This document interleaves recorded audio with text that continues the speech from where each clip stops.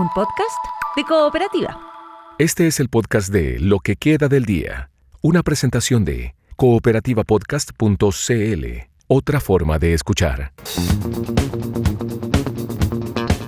Hola, soy Paula Molina, muchísimas gracias por estar aquí escuchando un nuevo episodio de Lo que queda del día podcast. Te invitamos a que te suscribas, ya que compartas este nuevo capítulo que estamos grabando junto a Ulises Aldea. La conversación hoy es sobre economía, porque esa es una de las principales preocupaciones en Chile.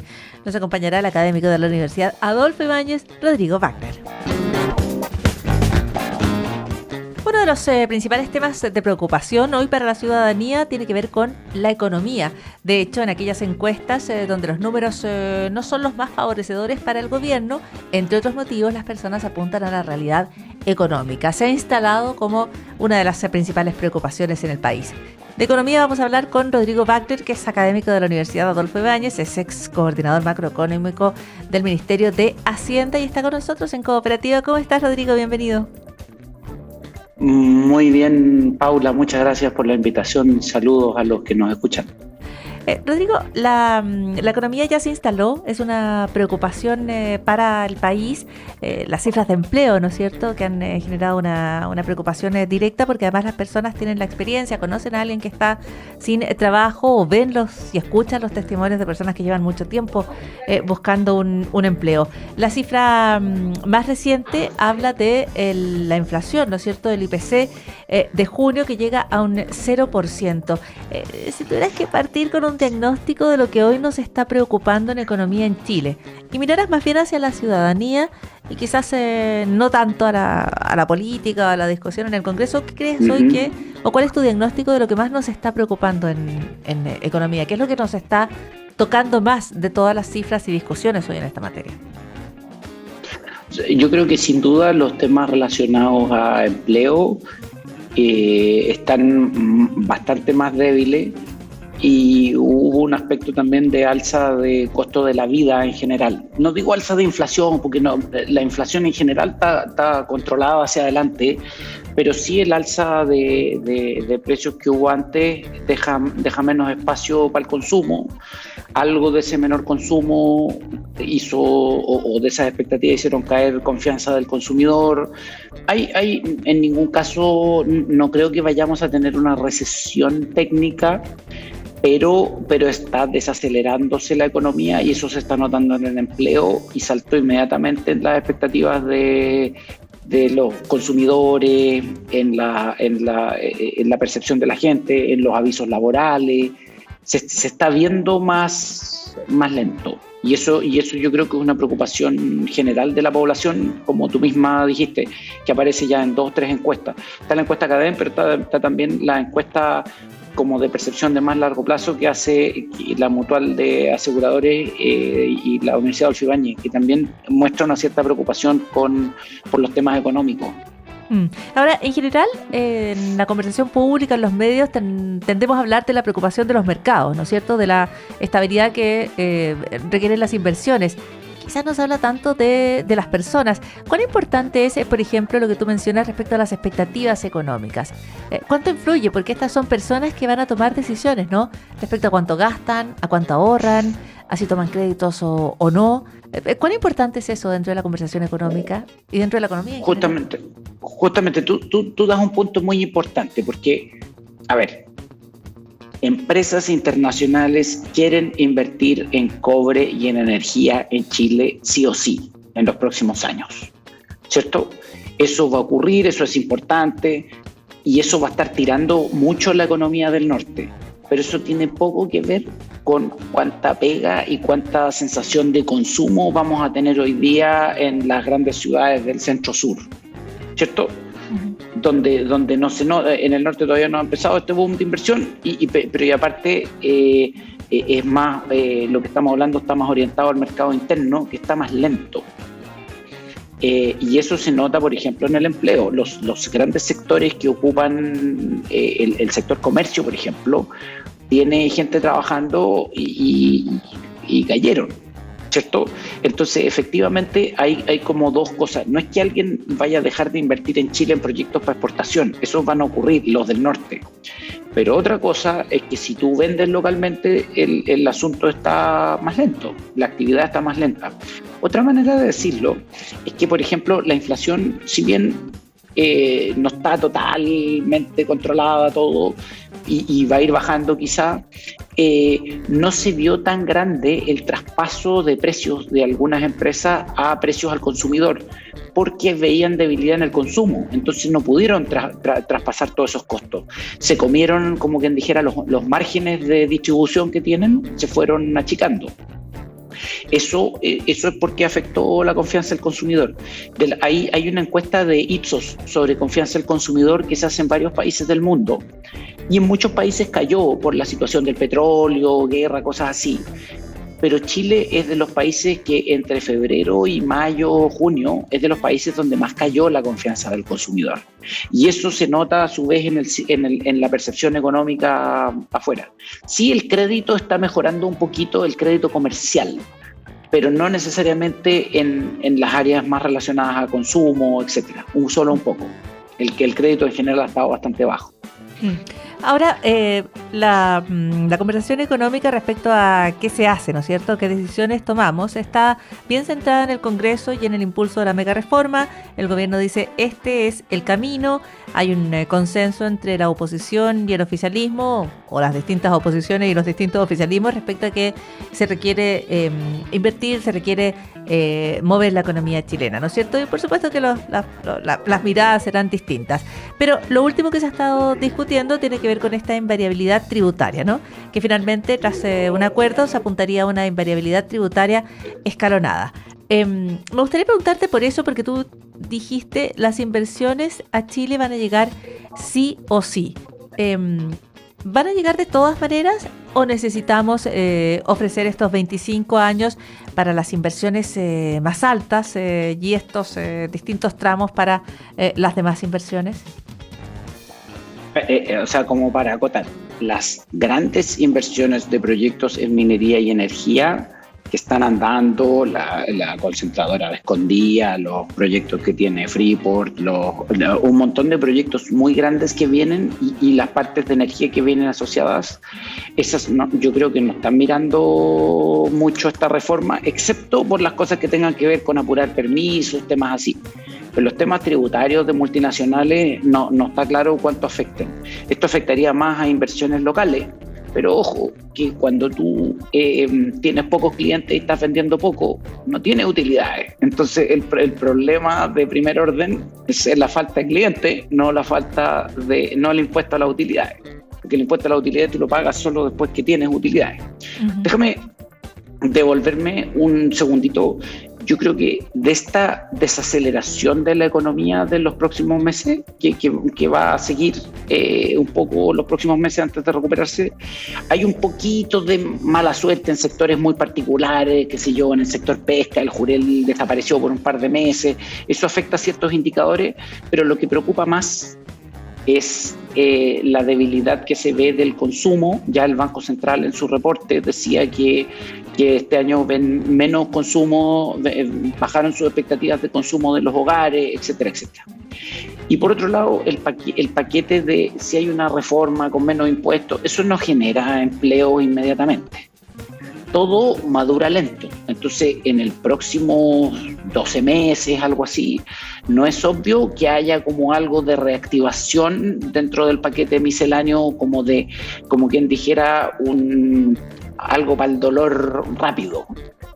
Son otras cosas, son como más de largo plazo, pero no hay grandes cosas para el dolor rápido. Hay un pequeño subsidio, digamos, del tema laboral, pero no sé cómo va a terminar. Después, respecto de la famosa invariabilidad tributaria, yo creo que esto existía hasta el año 2014, pero en un formato donde era para inversionistas extranjeros. Ahora no es tan claro que esta invariabilidad vaya a generar mucha más inversión. Ahí hay una discusión entre los senadores, exactamente no sé qué va a pasar, pero nada de esto tiene como efectos de corto plazo. para ser muy claro, otras veces se ha dicho, no, mira, va a llegar un gobierno más cercano a los actores del mercado, va a bajar los impuestos y eso va a generar un boom de expectativas hacia adelante. Lo que estamos viendo es exactamente que eso no pasó. Y de hecho, algo parecido, estamos viendo algo un poquito más duro de lo que pasó con la confianza de los consumidores a principios de 2018, cuando comenzó el gobierno del presidente Piñera, donde a veces se generan estas narrativas iniciales, pero cuando parten los gobiernos, en el fondo, las expectativas de consumidores no suben tanto. Lo que pasa es que durante el inicio hacia el 2018, tuvimos una llegada importante de extranjeros, la gran mayoría que llegaron legales a trabajar y todo. Y eso generó un boom de consumo porque hay más clientes. Cuando llegan inmigrantes, vendo más, hay más arriendo, hay más actividad económica. Eso mismo ahora no está ocurriendo, sino que está un poquito más débil la economía. Y en resumen, contestando tu pregunta, la invariabilidad tributaria no creo que vaya a cambiar eso en el corto plazo. ¿Y qué esperar respecto a las variables que estamos mirando? Consumo, confianza, desempleo. ¿Qué esperar de lo que pase si en Medio Oriente, tal como era una posibilidad, digamos, entre no tantas, vuelve la guerra, como ha regresado, y se vuelve a tensionar Hormuz, y vuelve a subir el petróleo? Y de hecho hoy día estuvimos un poquito en eso, ¿cierto? Sí. Al final las cosas se volvieron a calmar, los precios están, pero tuvimos el dólar subiendo un poquito más, etcétera, etcétera, y la situación del petróleo oscilante. Ahora, yo creo que el hecho de que en Chile haya caído más la confianza del consumidor no es solo porque se traspasaron los precios de las gasolinas, sino que esa puede ser una de las causas, pero también algo de la comunicación o también quizás las expectativas de las campañas estaban excesivamente altas, ¿cierto? Porque estaba esta idea de que iba a haber como un boom y todo, que no se materializó en general, porque era la creencia de que iba a pasar algo como un poquito mágico también, porque todos los proyectos que hay en Chile toman tiempo, se demoran.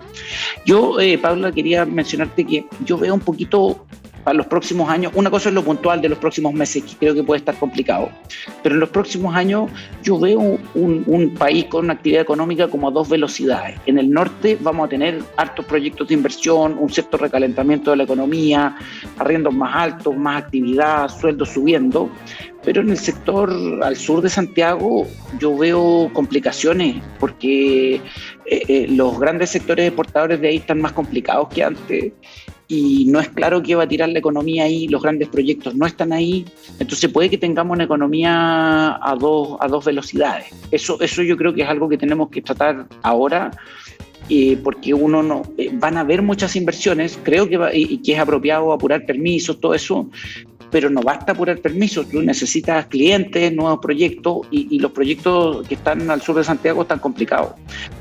Están partiendo, digamos, las alzas de desempleo en O'Higgins, sobre todo región del Maule, ha subido bastante el desempleo ahora último.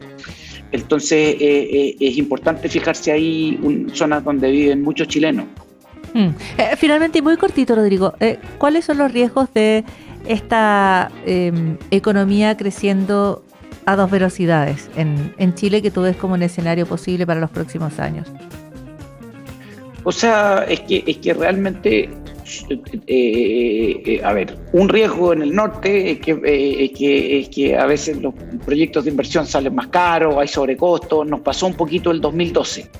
Ahora, hay algo de, como quien dijera, chorreo al resto de la economía regional, porque hay veces donde hay gente que trabaja en construcción en el norte, pero que viene de Concepción, que viene de barrios populares de Santiago y que trabaja en turnos 4x3 o algo así. Eso no sería raro que se empezara a dar a medida que hay grandes proyectos de inversión. Pero el resto de la economía está un poquito atrás. Habría que ver exactamente. Mi impresión es que los principales problemas de la economía chilena no tenían que ver con grandes problemas tributarios, sino con la situación del ciclo minero, con problemas en nuevos sectores exportadores. Eso, entonces creo que hay que ponerle ojo para que evitemos tener al resto del país demasiado lento. No todo lo puede arreglar el norte. Aparte, a diferencia de hace 12, 15 años atrás, hoy día la minería del cobre es relativamente más pequeña con respecto al resto de la economía de lo que era antes. Nosotros estamos produciendo un PIB minero que es igual hoy que el del Mundial de Francia 98. Para que tengan una idea. Ajá. Sí, para ir de mundial a mundial. Mientras que la economía ha crecido sustancialmente más, qué sé yo, alrededor de casi 100% o algo así, ¿cierto? Entonces, es importante el boom minero, pero el resto de la economía se tiene que... Un área, fíjate que si Argentina empieza a enmendar el rumbo, podría ser una fuente de crecimiento para el resto del país, porque nosotros con los países vecinos deberíamos hacer más negocio, ¿cierto? Y a nosotros como que se nos desapareció un vecino para hacer negocio, como que no lo contamos. Tenemos las exportaciones argentinas relativamente bajas, eso podría ser una fuente de crecimiento que no estaba. Pero va a haber inversión en Chile, va a haber inversión, eso de todas maneras. Ya, esa inversión está, pero tú dices no todo lo soluciona el norte, no todo lo soluciona la minería, pensando en estas variabilidades tributarias que se están aprobando para proyectos por sobre los $500 millones, los $350 millones, hay que mirar también lo que pase en otros sectores donde a lo mejor las inversiones no son tan extensas o, como tú dices, ya están comprometidas o de todas maneras iban a llegar. Lo digo, se nos acaba el tiempo, pero la invitación es para volver a hablar de economía aquí en el programa, porque es un tema muy importante para la ciudadanía. Muchas gracias, Paula. Muchas gracias a los que nos escucharon esta tarde. Muy buenas tardes. ¿Y sabías que un grupo de científicos del MIT, el Instituto de Tecnología de Massachusetts, creó un robot que es capaz de volar, de nadar y de despegar directamente desde el agua? Es un robot, sus detalles se publican en la revista Science, inspirado en un ave marina que usa las mismas alas para volar y para nadar. Pesa apenas 230 gramos y tardó 2 años en desarrollarse este robot. El mayor desafío fue lograr que se moviera de manera eficiente tanto en el aire como bajo el agua. Para despegar, para salir del agua, no necesita patas, solo bate sus alas con mayor velocidad. Su estructura es abierta y el agua entra en su interior, pero cada componente electrónico está impermeabilizado para mantenerlo ligero y funcional. Se cree que este robot podría convertirse en una nueva herramienta para explorar el océano, porque podría volar hasta arrecifes de coral, grupos de algas, grupos de ballenas, sumergirse para recoger datos y volver a despegar. Además de sus aplicaciones científicas, el proyecto apunta a cómo, a través de la observación de la naturaleza, se pueden inspirar nuevas soluciones robóticas y de ingeniería. La propia investigación apunta a que millones de años de evolución ya han resuelto los problemas que la robótica recién empieza a superar. Y eso es parte de lo que queda del día. Aquí termina el podcast de Lo que queda del día. Lo escuchas en vivo, de lunes a viernes, desde las 5 de la tarde, en Radio Cooperativa y todos los días en cooperativapodcast.cl.